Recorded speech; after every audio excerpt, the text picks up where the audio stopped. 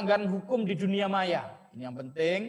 Tidak sedikit orang-orang hebat, orang-orang terkenal, orang-orang yang sesungguhnya baik, tiba-tiba harus berhadapan dengan hukum gara-gara kurang memahami kode etik dalam bermedia sosial sehingga berakibat pada dampak hukum. Yang ketiga, kode etik media sosial ini mengatur tentang penghargaan atas hak cipta. Ini yang sangat penting. Penghargaan atas hak cipta ini menjadi bagian dari milenialisme. Seorang yang menyatakan dirinya seorang yang milenial, seorang yang menyatakan dirinya adalah orang-orang yang memiliki pergaulan yang cukup bagus dan keilmuan yang mapan, serta etika yang bagus, itu ditandai dengan bagaimana dia mau dan mampu menghormati, menghargai hak cipta seseorang. Jangan kemudian karya orang lain, gambar orang lain, kemudian tulisan atau pemikiran orang lain, kemudian ya cloning menjadi pemikiran dan gambar-gambar mereka.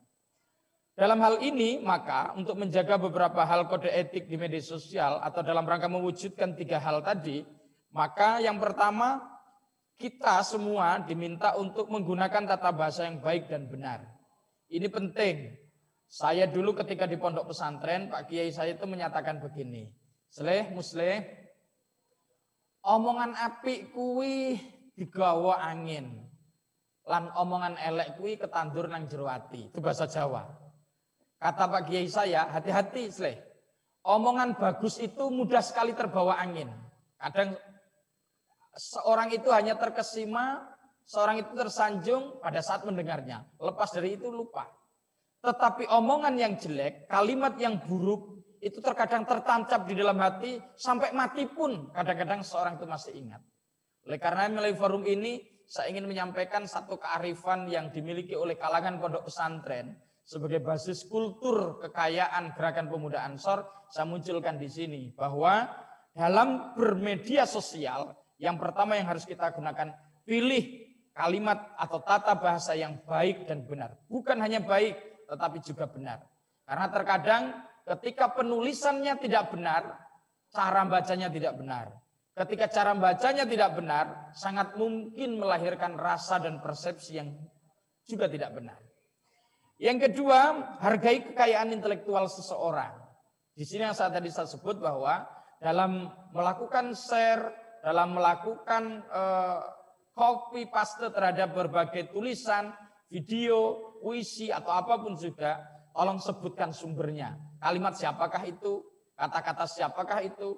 Jangan-jangan kata-kata ulama diaku oleh dirinya. Jangan kata-kata seorang ilmuwan, karya ilmiahnya seorang ilmuwan diaku milik dia. Dan ini bisa berakibat hukum.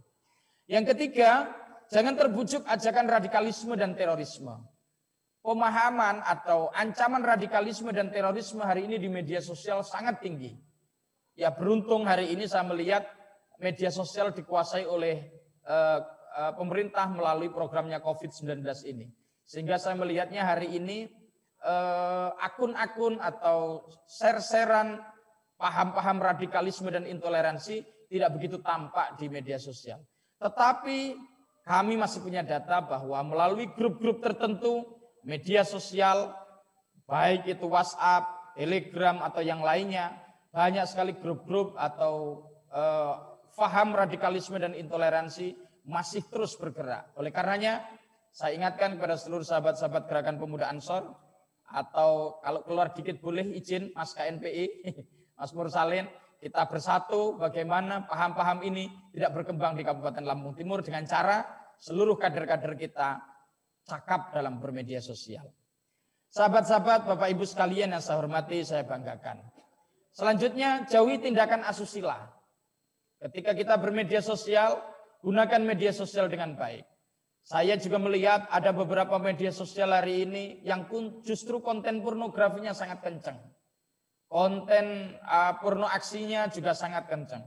Bahkan tampilan-tampilan video-video yang tidak pas, tidak layak, tidak elok, jika disandingkan, nggak usah dengan agama kita saja, disandingkan dengan kultur budaya bangsa Indonesia, banyak sekali yang tidak elok. Oleh karenanya, saya berharap seluruh jajaran Gerakan Pemuda Ansor, syukur kepada kader-kader pemuda Kabupaten Lampung Timur untuk tidak melakukan asusila, lebih beradab lah dalam bermedia sosial. Kemudian yang berikutnya, mari kita gunakan sosial media ini secara wajar, jangan berlebih-lebihan. Artinya ya jauhi pamer, jauhi riya, hal-hal yang bersifat pribadi, seperti menampilkan kekayaan pribadi, seperti menampilkan penampilan kita yang terlalu menor kalau bahasa saya, terlalu tidak pas lah. Mari kita tampil selayaknya kita menjadi warga negara Indonesia yang selalu menjunjung tinggi etika dan moral di tengah-tengah pergaulan. Kemudian waspadai kejahatan. Pak Haji Muslih, saya ingin mengingatkan bahwa waktu yang tersisa tinggal 5 menit. Oh siap. Insya Allah cukup, sudah diatur. Baik. Terima kasih. Yang berikutnya saya mengingatkan waspadai kejahatan cyber. Karena kejahatan cyber ini hari ini luar biasa. Tadi yang seperti disebutkan oleh narasumber pertama, narasumber kemudian kedua. Waktu kuliah juga memang mengambil jurusan. Apa ini? Narasumber pertama dan narasumber kedua tentang kejahatan-kejahatan cyber seperti apa itu namanya tadi, cloning akun kita atau dihacker, semuanya mari kita sadari. Artinya bahwa safety terhadap kekuatan media kita, terhadap kekuatan akun kita juga harus dijaga, harus diselamatkan dengan baik. Bapak Ibu sahabat sekalian yang saya hormati, oleh karenanya ada beberapa strategi yang harus kita lakukan. Di bagian akhir saya ingin sampaikan bahwa strategi yang harus kita lakukan pertama, menutup informasi yang bersifat privasi. Hal-hal yang bersifat privasi mohon tidak disampaikan kemana-mana. Ada makalah dalam ilmu tasawuf begini, bahwa sesuatu yang seharusnya sirri kok dijaharkan, hilang karomahnya. Sesuatu yang seharusnya tersimpan kok tiba-tiba sering dikeluarkan, maka keindahannya akan kurang, barokahnya akan kurang, bahkan manfaatnya juga sangat mungkin bisa kurang. Yang kedua, hati-hati dalam share berita. Ciri-ciri berita hoax sudah banyak disampaikan tadi, diantaranya biasanya bernada bombastis, melebih-lebihkan dan tidak masuk akal. Menghadapinya, ya jurus terbaiknya ya tabayun. Kemudian yang ketiga, kenali akun yang akan Anda jadikan sebagai teman. Hati-hati sahabat-sahabat, ini sahabat-sahabat Ansor terutama. Kalau Ansor ini kan banyak pemudanya, Pak Moderator. Sehingga saya ingatkan, jangan asal ada gambarnya cantik banget, final banget, klik jadi teman. Bisa-bisa itu nanti yang bisa mengancam kita itu. Hati-hati. Kalau benar kadang-kadang mengancam rumah tangga, kadang-kadang juga bisa mengancam kesehatan perbankan kita. Mungkin ada yang sudah punya pengalaman. Kalau saya punya pengalaman itu masalahnya. Dan yang terakhir, hindari postingan bulian. Bapak Ibu yang saya hormati, jika lalai terhadap ini ancamannya adalah, jika kita lalai terhadap apa yang saya sebutkan tadi, ancamannya adalah Undang-Undang ITE. Pasal 27 ayat 1 ayat 3. Ayat 1 itu tentang pelanggaran kesusilaan. Ayat 3 itu tentang pencemaran nama baik. Ancamannya sama dengan KUHP 311, 4 tahun. Dan ancaman 750 juta. Jangan lupa ada undang-undang pasal ITE, pasal 28, ayat 2 ITE. Di situ tentang adanya informasi yang melahirkan kebencian bersifat personal maupun individu. Dan juga pasal 29 UTE, di situ tentang ancaman intimidasi dan menakut-nakuti yang ancamannya dipidana 4 tahun atau 750 juta rupiah. Wih, besar banget itu. Kalau untuk beli seragam Ansor bisa 1 kecamatan itu. Oleh karenanya hati-hati, karena lalai terhadap etika ini, hukum sedang berhadapan dengan kita. Selip-selip rumah tangga atau bagi yang belum rumah tangga, calon kekasih bisa tidak dapat kita miliki selamanya. Terima kasih. Kurang lebih mohon maaf. Wallahul muwaffiq ila aqwamit thoriq. Wassalamualaikum warahmatullahi wabarakatuh. Tabik pun. Waalaikumsalam warahmatullahi wabarakatuh. Terima kasih banyak Pak Haji Muslih SHIMH atas pemaparan materi yang luar biasa. Dari pemaparan materi tersebut kita dapat mengetahui bahwa pentingnya kita sebagai pengguna media sosial untuk memegang teguh kode etik media sosial agar berurusan dengan undang-undang ITE yang berlaku.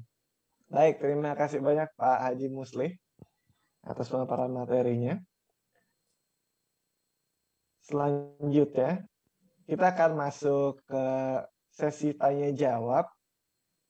Dari kolom chat sudah bisa kita lihat ya, banyak sekali pertanyaan yang diberikan dari para peserta untuk para narasumber. Wah, baik. Saya akan membacakan para peserta yang berkesempatan untuk menyampaikan pertanyaannya langsung kepada narasumber. Yang pertama adalah Sari Komala Dewi. Selamat pagi, Ibu Sari Komala Dewi.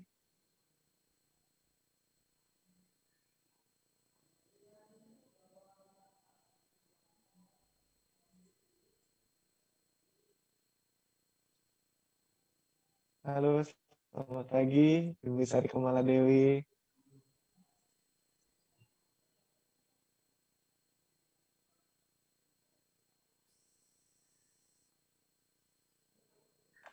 Baik, pertanyaan saya yang pertama tadi diajukan kepada Bapak Indra Samsi. Pertanyaannya adalah, bagaimana cara menghindari konflik dalam budaya digital? Karena semua informasi sekarang mudah sekali diakses, baik itu yang negatif ataupun positif. Terima kasih. Oke, saya langsung jawab ya. Selamat siang, Ibu Komala Sari. Mudah-mudahan sehat di sana. Nah, gampang saja. Menerapkan saja metode pikir yang tadi dijelaskan bahwa membedakan itu hoax, membedakan itu negatif maupun positif itu untuk menghindari konflik itu tergantung dari kita sendiri. Jadi jempolmu itu harimaumu gitu. Jadi dalam meneruskan pesan, teks, konten dan seterusnya, ada baiknya menerapkan konsep pikir tadi. Jadi perhatikan apakah itu berguna bagi yang Anda mau sebarkan, berguna informatif, bersifat realita yang ada sekarang, dan melakukan cross and reject terhadap situs-situs yang memang menyediakan fasilitas-fasilitas diskusi, berita, apakah itu hoax atau tidak. Di Facebook itu banyak. Saya biasa masuk di forum anti hoax, hasut, itu ada Skoci juga ada, atau ada Indonesian Hoaxbuster juga ada, bisa Anda mengecek di situ. Nah, terkait masalah konflik, saya bilang pertama tadi bahwa sikap kita, toleransi, menghargai satu sama lainnya itu menjadi penting. Gunakanlah bahasa yang baik sehingga tidak menyinggung hal-hal yang berbau sara, sehingga konflik kita bisa minimalkan seminimal mungkin. Saya rasa itu. Halo? Baik. Ada pertanyaan lagi, Ibu Sari Komala Dewi? Aman. Oke, baik. Terima kasih kepada Ibu Sari Komala Dewi atas pertanyaannya, dan terima kasih kepada Bapak Indra Samsi atas tanggapannya. Selanjutnya kita punya pemenang yang beruntung kedua, yaitu ada Bapak Muhammad Jazuri Iskandar. Selamat pagi, Bapak Muhammad Jazuri.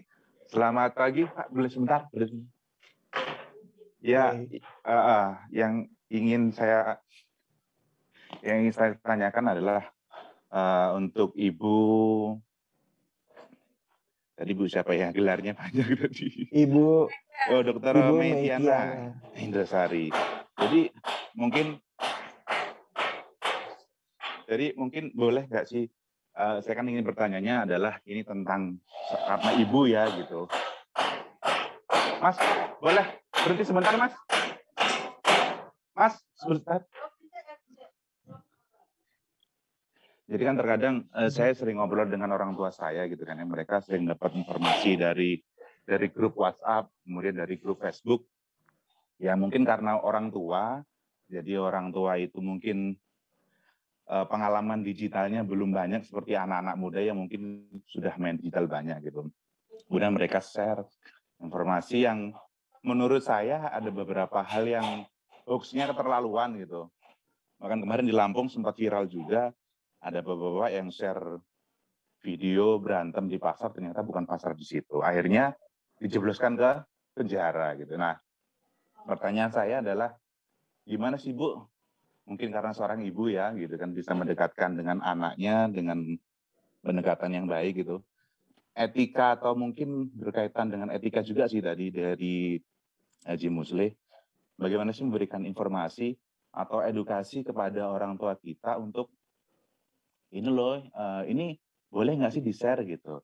Jangan di-share dulu Bu, sehingga mereka tidak tersinggung dan sebagainya. Mungkin itu sekian Bu. Ya, terima kasih Mas Jazuli. Bagus sekali Mas Jazuli. Karena apa? Saya juga setuju bahwa sebenarnya kita tidak bisa memungkiri bahwa generasi milenial dan juga generasi Z itu sebetulnya yang justru lebih cakap digital gitu. Justru mereka ini sebenarnya yang bisa jadi begini, presentasi penyebar hoax gitu ya, itu justru lebih banyak di usia baby boom gitu, di usia baby boom. Mungkin kita sering ya lihat di grup-grup keluarga, om kita, tante kita gitu ya, yang justru mereka lebih sensitif begitu melihat berita gitu yang mungkin meresahkan gitu ya, langsung di-share gitu. Jadi tujuannya sebetulnya ya mungkin di samping menginformasikan juga memberikan kita warning supaya waspada jangan sampai kejadian seperti itu gitu ya. Walaupun sebetulnya yang di-share itu banyak sekali sekarang ini hoax, dan hoax itu pintar-pintar gitu. Saya juga nggak ngerti itu apakah ada spesialisasi IT hoax gitu ya untuk menciptakan hoax gitu ya. Bahkan video-video yang dipotong-potong hingga sama persis gitu ya seperti dengan yang bukan editan gitu. Jadi saya sangat setuju dan ini banyak dirasakan. Tapi begini, dan budaya Indonesia, keterbatasan budaya Indonesia, jika kita mengingatkan orang yang lebih usia gitu, ada ewoh pakewoh, kalau orang Jawa itu ada ewoh pakewoh, kemudian ada azab, bagaimana adab anak terhadap orang tua dan lain sebagainya. Tetapi yang bisa kita lakukan adalah jika ada pemberitaan, ini saya pernah menyampaikan materi ini di beberapa forum-forum digital juga. Jika ada yang menyampaikan entah itu kakek, nenek, om, tante atau orang yang usianya lebih di atas kita gitu, menyebarkan yang berkesan hoax, kita bisa mengimbangi dengan pemberitaan konfirmasinya. Jadi negara kita ini juga cukup tanggap dengan hal-hal seperti itu. Seperti saya kalau misalkan kemarin itu ada SPBU, ada hoax SPBU yang mau ditutup gitu, itu langsung nyebar di grup keluarga. Nah, saya langsung menanyakan ke Kominfo, ini benar, tapi karena itu waktu itu khusus Jawa Timur, saya tanyanya ke Kominfo Jawa Timur, benarkah ada seperti ini? Ternyata selalu ada klarifikasi. Jadi cara kita mungkin yang usianya lebih muda untuk mengingatkan atau mengklarifikasi berita yang mungkin kurang benar itu adalah dengan memberikan berita klarifikasinya dari sumber-sumber yang terpercaya juga. Saya rasa gitu Mas Jazuli. Itu sampai pernah dibahas di Mata Najwa loh. Bagus sekali pertanyaannya. Selamat ya. Terima kasih Mas Jazuli, pertanyaannya sangat luar biasa. Terima kasih juga kepada Bu Metiana atas tanggapannya. Selanjutnya kita memiliki penanya beruntung yang ketiga yang akan bertanya kepada Bapak Mursalin SPD MM, yaitu ada Debbie Sanjaya. Selamat pagi Debbie Sanjaya. Selamat siang, Pak. Oh, selamat siang. Baik. Iya. Selamat pagi biar kita tetap semangat ya Pak ya. Oh iya, selamat pagi. Ya, ini ada. Baik, silakan. Ya, pertama Assalamualaikum warahmatullahi wabarakatuh. Di sini saya ada pertanyaan yang ditujuin untuk Bapak Mursalin dan nanti Bapak Muslih. Yang pertama untuk Bapak Mursalin yang ingin saya tanyakan, saya mau bertanya tadi Bang Mursalin menyinggung berbagai program KNPI terkait cerdas literasi digital. Bagaimana strategi KNPI untuk meningkatkan kecerdasan literasi digital di Lampung Timur yang multikultural, yang kita tahu yang bermacam-macam suku, agama, karakter, wataknya berbeda-beda. Bagaimana cara ini KNPI untuk meningkatkan kecerdasan literasi digital di Lampung Timur yang multikultural dan tingkat pengguna internet yang cukup rendah. Itu untuk Bapak Mursalin. Dan untuk Bapak Muslih yang saya ingin tanyakan, bagaimana menyikapi atau menghadapi warga digital yang kurang beretika kepada kita.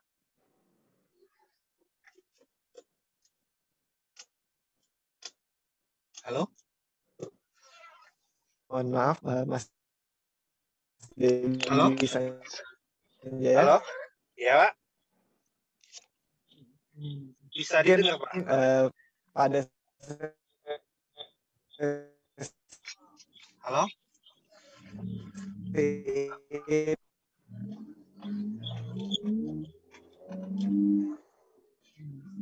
Halo? Halo.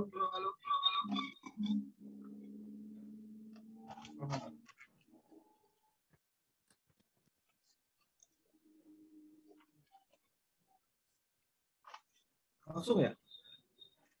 Halo?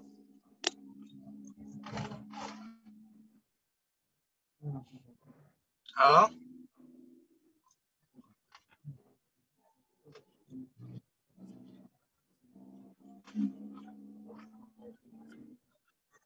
Bisa didengar pertanyaan saya, Pak? Halo? Halo? Bisa Mas, bisa. Sudah terekam, bisa terekod pertanyaan jenengan.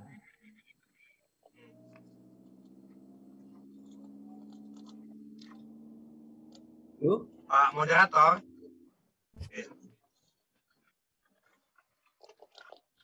Oke, baik. Sepertinya moderatornya sedang ada gangguan. Saya coba ambil alih izin ya, Bapak Ibu semuanya.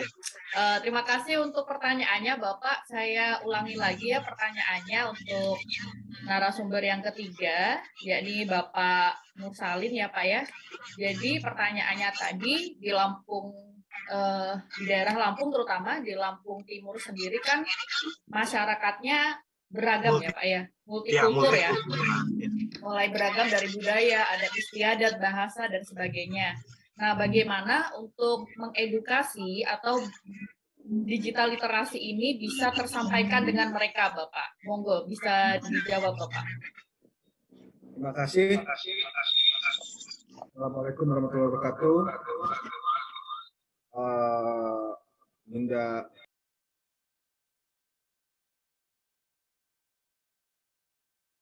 Bapak mohon izin, suaranya masih belum terdengar, Pak. Bapak Mursalin, suaranya masih di mute. Halo? Oke, sudah aman, Bapak. Monggo, silahkan. Ya, terima kasih, Saudara Debbie. Pertanyaannya luar biasa. Kita tahu sendiri di mana KNPI adalah tempat wadahnya berhimpun organisasi kepemudaan. Nah, justru dengan semangat muda KNPI mempunyai program dengan Kabupaten Lampung Timur yang berbagai macam suku, agama. KNPI selalu mensosialisasikan, artinya bahwa Lampung Timur itu adalah masyarakat yang sangat bisa menerima siapapun. Kita selalu mensosialisasikan kepada masyarakat bahwa Lampung Timur selalu welcome.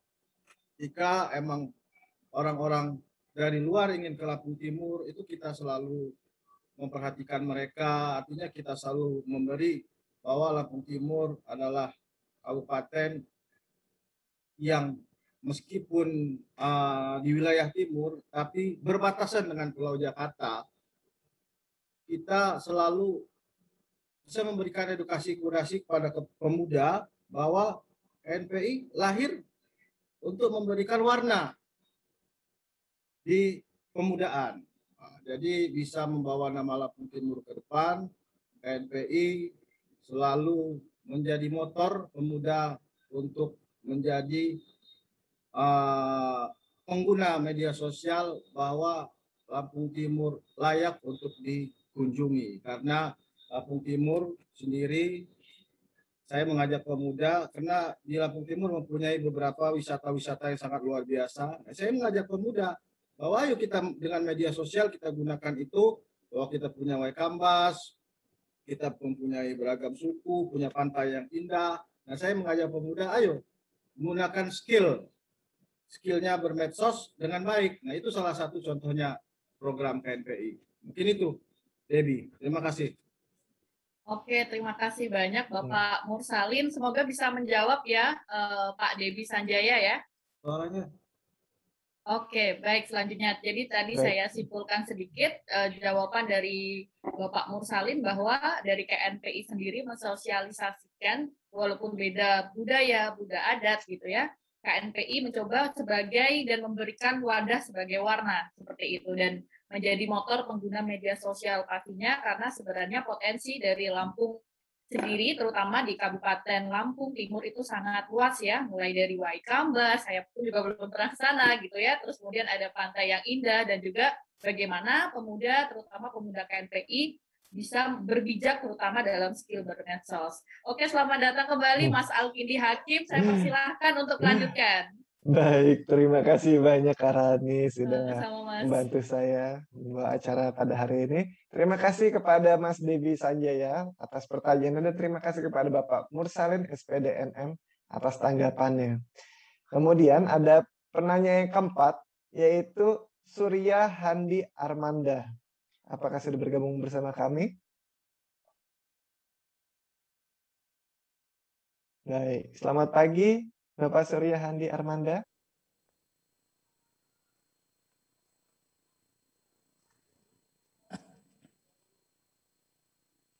Mohon untuk di-unmute dulu, Pak. Baik. Pada hari ini akan bertanya kepada Bapak Haji Muslih ya. Iya, Pak. Baik. Assalamualaikum Pak Haji. Salam. Pertanyaan saya Pak dari halo, bentar.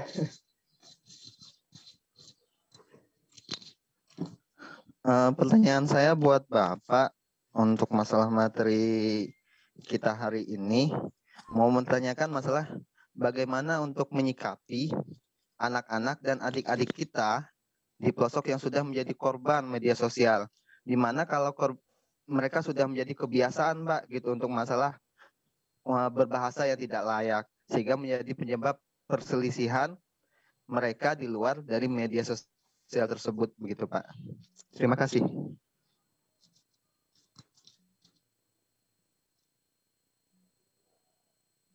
Langsung ini Pak Moderator ya? Iya, baik. Pak, Terima kepada kasih. Bapak Muslih, Mas mohon siapa tanggapannya. tadi namanya ya? Mas Surya. Handi, Pak. Mas Surya. Surya dari Marga Sekampung. Oh, Margas Kampung. Iya, Pak. Iya. Margas Kampung ini kan termasuk wilayah yang akses internetnya harus didukung lebih banyak Benar, lagi. Pak. Terima kasih Mas Suliang. Jadi bagaimana menyikapi adik-adik kita atau bukan hanya adik-adik sebenarnya, kawan-kawan kita juga. Iya, Pak. Yang kemudian dalam bermedia sosial itu seringkali terbakar atau terbawa kepada berita-berita hoax dan lain sebagainya. Pertama edukasi Mas, edukasi. Nah edukasi ini nggak mudah sebenarnya, ngomongnya saja mudah edukasi ini. Edukasi ini perlu banyak hal. Pertama ya sarananya harus siap. Jangan hanya diedukasi tapi sarannya tidak siap. Yang kedua, membutuhkan sebuah komunitas. Komunitas ini penting karena dengan komunitas ini sangat mungkin kita akan bertemu dengan orang-orang yang sangat baik. Oleh karenanya saya selama ini tidak pernah berhenti turun ke daerah-daerah, ke desa-desa untuk membentuk komunitas Gerakan Pemuda Ansor ini. Saya berpikirnya begini, jika kita berkumpul dengan 10 orang dan yang jelek hanya saya lah umpamanya. Jika saya berkumpul dengan 10 orang yang jelek saya yakin saya akan terpengaruh dengan 9 orang yang baik. Oleh karenanya sekali lagi menghadapi terhadap serangan berita-berita hoax, video-video hoax itu, kita harus punya komunitas yang baik. Yang ketiga, saya beringin kawan-kawan pemuda, sahabat-sahabat pemuda yang ada di Margas Kamu, ada di Lampung Timur, andil sih ke BUMDes, andil sih ke pemerintah desa, dorong program-program pemberdayaan yang ada di desa melalui dana desa itu untuk bagaimana anak-anak kita, adik-adik kita, sahabat-sahabat kita mengenal dunia digital ini. Jangan program pemberdayaan itu hanya bermuara pada kegiatan-kegiatan ibu-ibu saja. Anak muda ini penting karena yang meneruskan cita-cita perjuangan, himmah dari orang tua kita ya kita ini. Kalau ini program literasi digital ini masuk ke kampung-kampung, masuk ke desa-desa, kemudian di desa itu ada komunitas, ada kelompok melalui Karang Taruna, KNPI atau Gerakan Pemuda Ansor, saya yakin informasi-informasi hoax atau sikap-sikap yang tidak beretika itu akan lebih banyak yang mengingatkan. Tapi kalau kita tidak tergabung dalam sebuah komunitas, sulit sekali ada yang mengingatkan kita. Karena orang yang tidak tergabung dalam sebuah komunitas pasti akan merasa paling benar, merasa informasinya paling bagus, merasa dirinya punya banyak pengalaman. Tetapi ketika kita bergabung dengan komunitas yang baik, kelompok yang baik, itu akan lebih enak, lebih mudah kontrol dari korban dari berita-berita hoax dan sebagainya. Contoh, 2 tahun yang lalu di Gunung Pelindung hampir terjadi amuk massa antara anak-anak muda Gunung Pelindung dengan Pasir Sakti dan Labuan Maringgai. Akibat adanya berita hoax, adanya seorang begal yang kemudian terbunuh di tengah pengejaran, tetapi videonya yang dikabarkan adalah video dari daerah-daerah lain, di Tujah dan segalanya, sehingga menimbulkan emosi yang tidak terkendali.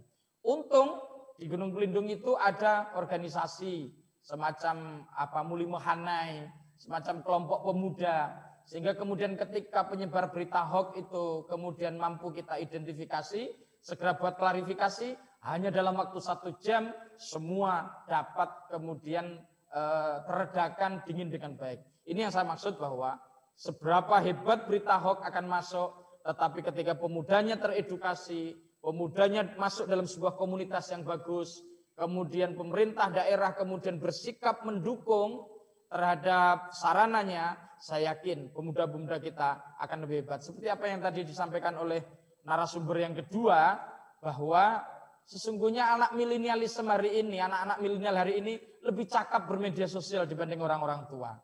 Kita bisa lihat adik-adik kita yang usianya SD, bahkan masih PAUD, lebih cakap bermain game daripada kita, kadang-kadang kan begitu. Ini artinya bahwa naluri bermedia sosial bagi anak-anak kita lebih hebat hari ini.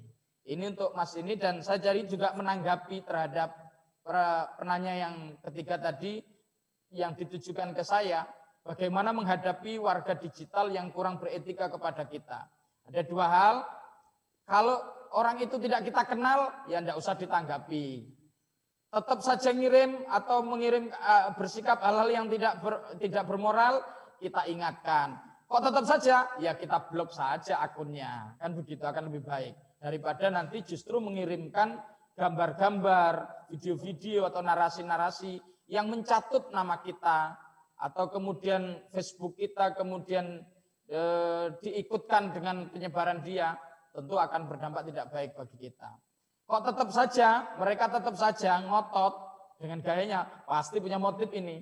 masukkan saja ke UTE, kita laporkan, bukan untuk bukan untuk kemudian kita bermusuhan, tapi memberikan pelajaran. Setidaknya mereka sadar, maka akan membawa dampak yang lebih baik. Kalau tidak mau langsung ke polisi, di bawah itu ada beberapa komunitas bagus yang bisa kita gunakan. Di Lampung Timur ada Pokdar Kamtibmas, ada Rembuk Pekon, dan lain sebagainya untuk menyelesaikan hal-hal seperti itu. Kalau bagi internal organisasi, bagi saya mudah. Ada kader Ansor yang tidak beretika, saya ingatkan. Tetap saja tidak beretika, saya tegur secara pribadi melalui japri atau telepon langsung. Tetap saja, ya saya keluarkan dari grup. Kok tetap saja, kita utus kawan-kawan terbaik kita untuk kemudian mengingatkan mereka supaya lebih baik dalam bermedia sosial. Karena ketika mereka terus-menerusan, seperti yang tadi saya sampaikan, mereka justru akan berhadapan pada undang-undang ITE. Tapi sebenarnya saya tidak ingin ke sana saja, bahwa ancaman ketika kita tidak beretika dalam bermedia sosial ini bukan hanya undang-undang, tetapi lebih dari itu adalah sanksi sosial yang kadang-kadang akan lebih menyakitkan. Kalau berhadapan dengan undang-undang, selesai putusan, rampung urusan kita. Tetapi ketika sanksi sosial yang muncul, maka sesungguhnya apa yang tadi disampaikan oleh Ibu narasumber yang kedua, jejak digital itu sungguh luar biasa. Dan nanti dampaknya sampai kepada keturunan-keturunan kita atau bahkan karir-karir kita di berbagai masyarakat yang ada. Demikian, kalau ada hal yang kurang pas ya monggo dilanjut kalau diizinkan oleh moderator. Matur suwun, terima kasih. Assalamualaikum warahmatullahi wabarakatuh. Waalaikumsalam warahmatullahi wabarakatuh. Baik, bagaimana Bapak Surya Hadi? Apakah sudah puas dengan tanggapannya?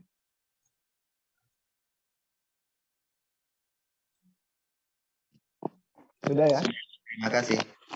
Baik, terima kasih kepada Bapak Haji Muslih atas tanggapannya dan terima kasih kepada Bapak Surya Hadi atas pertanyaannya. Tidak terasa kita sudah mendengarkan 4 narasumber mengeluarkan materi. Kita juga sudah mendengarkan tanya jawab dari 4 penanya yang beruntung.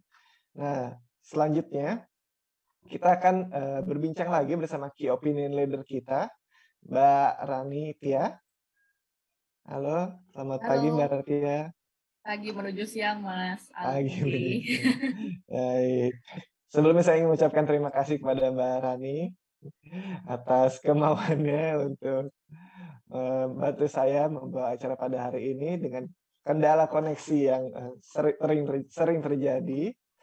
Dan saya ingin bertanya kepada Mbak Rani, menurut Mbak Rani bagaimana tanggapannya atas pemaparan materi yang telah disampaikan oleh para narasumber? Oke, Mas Alkindi. Hakim, terima kasih banyak untuk para narasumber yang sangat luar biasa, dan bagi saya tidak apa-apa ya untuk membantu Mas Alkindi karena hal ini hal yang sangat wajar dan lumrah ya. Terkendala sinyal, saya juga sering mengalami hal tersebut gitu. Jadi memang harus saling membantu Bapak Ibu semuanya dan juga teman-teman semuanya. Jadi tadi Mas Alkindi Hakim bertanya bagaimana pemaparan gitu ya, dan memang apakah satu hal atau se-inline gitu yang saya rasakan selama ini gitu ya. Jadi pemaparannya sangat luar biasa sekali gitu ya, mulai dari Bapak Indra Samsi Eskom Mkom ya, yang banyak menjelaskan bahwa saya paling note banget adalah segitiga emas gitu ya. Jadi ada keterlibatan antara guru atau dosen, orang tua, dan anak atau pemuda. Karena segitiga emas ini berdampak sekali ya untuk bagaimana berkomunikasi secara langsung baik anak dengan orang tua dan kemudian secara digital untuk guru dan dosen pastinya. Jadi langsung ingat nih, oh ya segitiga emas nih gitu ya. Dan kemudian gitu ya, pikir, ini saya pernah mendengar ini gitu ya dari narasumber sebelumnya di literasi digital workshop ini gitu ya, bahwa memang penting gitu ya dalam melakukan semua hal, mulai dari penting waktu kita menyebarkan informasi dan juga perlu informatif, memberikan kebaikan, memberikan inspirasi, dan juga yang pastinya realitas ya, memang asli terbukti kebenarannya seperti itu. Nah, ditambah dengan pemaparan dari Ibu Dr. Meikiana Indrasari STMM ya, bahwa ternyata jejak digital itu sangat perlu hati-hati teman-teman semuanya di sini gitu ya. Mulai dari hati-hati jangan sampai foto KTP disebarkan begitu saja gitu ya, karena sebenarnya KTP kan bentuknya digital ya sebenarnya, dan nomor itu bisa dimanfaatkan orang-orang semuanya gitu. Jadi memang kita harus berbahaya, dan kita juga harus terus waspada karena semuanya akan berbahaya. Seperti itu teman-teman dan juga Bapak Ibu sekalian. Karena saya pribadi juga mengalami itu gitu ya. Jadi waktu itu saya membuat rekening gitu ya.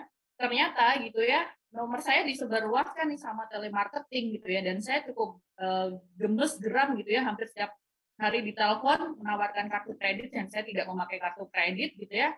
Akhirnya apa yang saya lakukan, ya udah saya blok aja sesuai dengan saran Bapak Haji Muslih SHIMH ya Bapak ya. Jadi memang benar sekali gitu ya, sering diteror ya secara tidak langsung.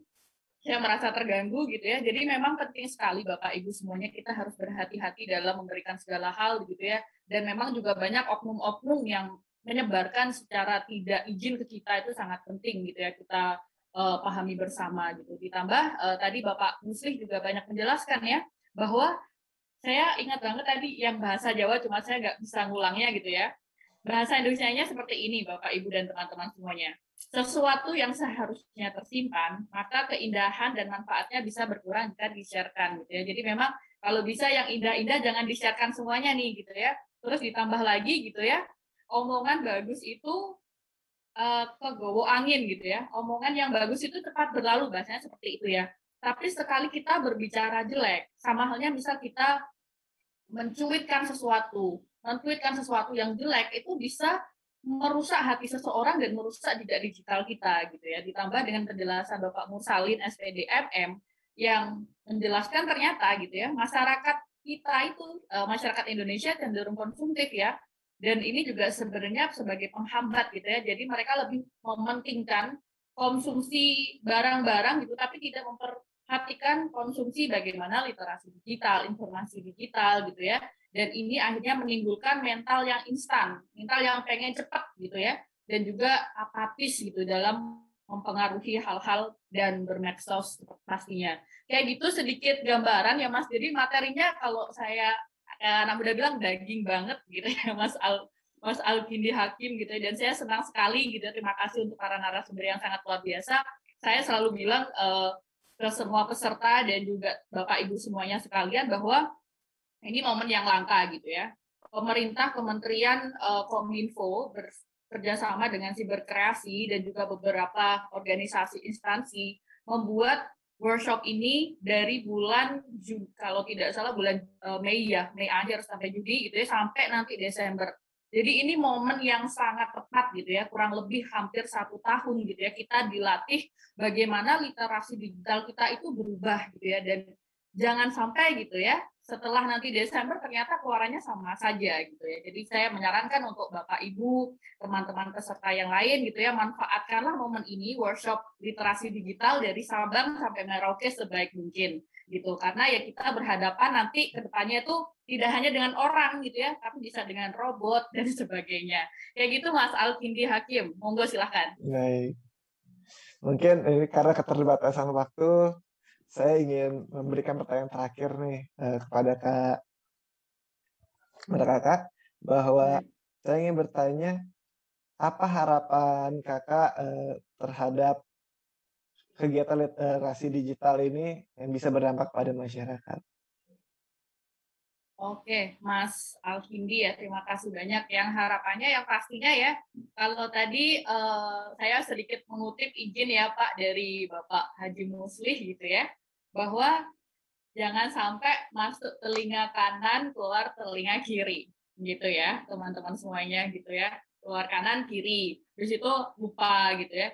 Jadi saya sarankan jangan lupa untuk diimplementasikan ya gitu ya, mulai dari bagaimana beretika secara digital, bagaimana kita juga harus berhati-hati terkait keamanan digital, bagaimana kita juga bisa berkreatif dengan digital, dan pastinya sesuai dengan judul webinar di pagi menuju siang ini, mari berbahasa yang benar dan beretika di ruang digital. Seperti itu Mas Alkindi Hakim. Baik, terima kasih banyak Mbak Ranitia Nurlita atas sharing-sharingnya nih kepada teman-teman di wilayah Lampung Timur dan wilayah Indonesia lainnya.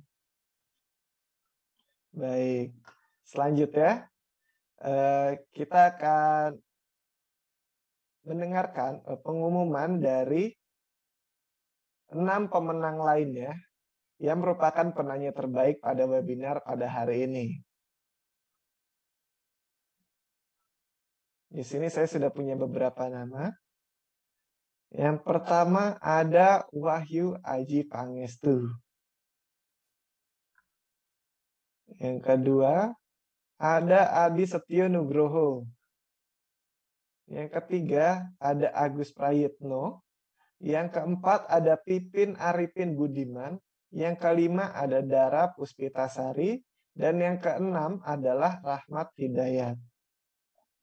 Bagi para ke-6 pemenang tersebut dimohon untuk menyalakan kameranya.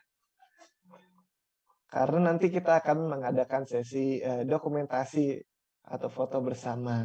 Namun sebelum itu saya ingin sedikit meringkas apa pemaparan materi yang telah disampaikan oleh para narasumber dan key opinion leader kita pada hari ini, bahwa dunia digital ini sebenarnya mempermudah kita untuk melakukan kegiatan apapun, baik bermedia sosial ataupun bekerja ataupun mencari ilmu dan bersekolah. Namun di sisi lain ada beberapa hal negatif yang juga bisa menjadi bumerang bagi kita dalam beraktivitas di media sosial. Nah, untuk itu penting bagi kita untuk bisa bijak dan cakap menggunakan teknologi digital di ruang digital dengan memperhatikan budaya digital, bahwa di sana kita perlu mementingkan multikulturalisme atau toleransi kepada masyarakat dari suku lain agar tidak ada konflik yang terjadi, dan perlunya adaptasi kebiasaan baru dari masyarakat yang sebelumnya menggunakan alat-alat yang konvensional dan sekarang menjadi sesuatu yang baru. Kemudian dari sisi keamanan digital, kita juga harus bisa menjaga privasi kita, data diri kita agar tidak tercuri atau terhindar dari kejahatan yang bisa dilakukan oleh oknum-oknum di luar sana. Lalu dari segi kecakapan digital, dari adanya teknologi digital ini kita semakin mudah untuk meningkatkan soft skill, mempelajari hal baru, mencari solusi teknologi dan hal-hal lainnya. Dan oleh karena itu KNPI ini berusaha untuk meningkatkan literasi di wilayah Lampung Timur, dan semoga apa yang diupayakan oleh KNPI ini akan berdampak baik. Dan dari sisi etika, seperti yang disampaikan oleh Bapak Muslih, bahwa di sini kita memiliki kode etik media sosial, bahwa di sana ada hal-hal yang mengatur kita agar tidak melanggar pada UU ITE. Dan di sana kita juga harus bisa bersikap baik, menggunakan bahasa yang benar dan beretika di ruang digital. Baik, selanjutnya saya akan kembali kepada ke-6 pemenang dengan pertanyaan yang baik pada webinar pada hari ini. Baik, saya sebutkan kembali. Selamat kepada Bapak Wahyu Aji Pangestu, Bapak Adi Setio Nugroho, Bapak Agus Prayitno, Bapak Pipin Arifin Budiman, Ibu Dara Puspitasari, dan Bapak Rahmat Hidayat. Kita akan melakukan sesi dokumentasi, jadi dimohon untuk mukanya terlihat di kamera. Kalau menggunakan masker juga tidak apa-apa, Bapak Rahmat. Baik, akan saya hitung. 1, 2, 3. Oh, sepertinya masih ada yang belum senyum nih ya. Ayo dong, keluarin senyum terbaiknya. Baik. Oke, lihat kamera lagi. 1, 2, 3. Baik. Terima kasih kepada para pemenang, dan saya ucapkan sekali lagi selamat bagi para pemenang yang telah berhasil mendapatkan voucher e-money dari Kementerian Komunikasi dan Informatika Republik Indonesia.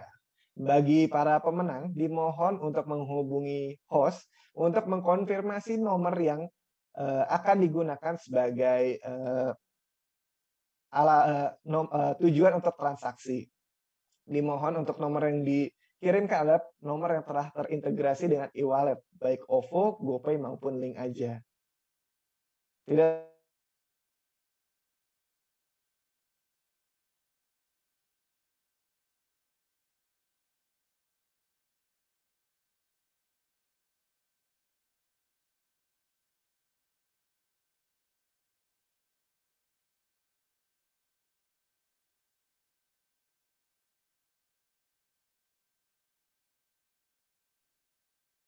Oke, baik. Saya sedikit membantu lagi ya, Bapak, Ibu, dan juga teman-teman peserta yang lainnya. Sepertinya jaringannya freeze lagi. Oke, terima kasih banyak kepada teman-teman peserta ya, yang memang tadi sudah banyak berkontribusi. Pastinya pertanyaannya tadi ramai sekali ya, sampai panitia pun juga bingung nih. Wah, dari kit enaknya siapa nih? Pertanyaan terbaiknya ya. Terima kasih banyak untuk keempat penanya terbaik, dan juga terima kasih banyak untuk yang mendapatkan paket gitu ya, paket data dari OVO gitu ya. Semoga bisa bermanfaat untuk Bapak, Ibu, dan teman-teman peserta yang lainnya. Nah, di sini Bapak, Ibu semuanya gitu ya, tidak terasa gitu ya, tidak terasa saya mewakili moderator gitu ya, waktu kita ternyata sangat tepat ya. Wah, ini sepertinya sudah ada suara Mas lagi nih. nih, Oh, sudah kembali oke, lagi. Mas Alkindi Hakim. Monggo silahkan Mas. Baik, mohon maaf sebelumnya. Baik, akan saya ucapkan kembali bahwa saya ingin mengucapkan terima kasih kepada Bapak Indra Samsi, Eskom Mkom, dan terima kasih kepada Ibu Dr. Metiana Indrasari, STMM. Terima kasih kepada Bapak Mursalin, SPDMM. Terima kasih kepada Bapak Haji Muslih, SHI, MH. Terima kasih kepada Mbak Ranitia Nurlita. Dan terima kasih kepada seluruh peserta yang telah mengikuti acara dari awal hingga akhir. Semoga ilmu yang kita dapatkan pada hari ini bisa bermanfaat dan berguna bagi aktivitas atau kegiatan kita pada sehari-hari. Saya Alkindi Hakim, selaku moderator dan pembawa acara pada webinar kali ini, pamit undur diri mengucapkan wassalamualaikum warahmatullahi wabarakatuh. Salam literasi, Indonesia makin cakap digital. Terima kasih banyak Bapak, Ibu, narasumber yang sangat luar biasa. Saya izin pamit. Assalamualaikum, sehat selalu teman-teman peserta, Bapak, Ibu semuanya.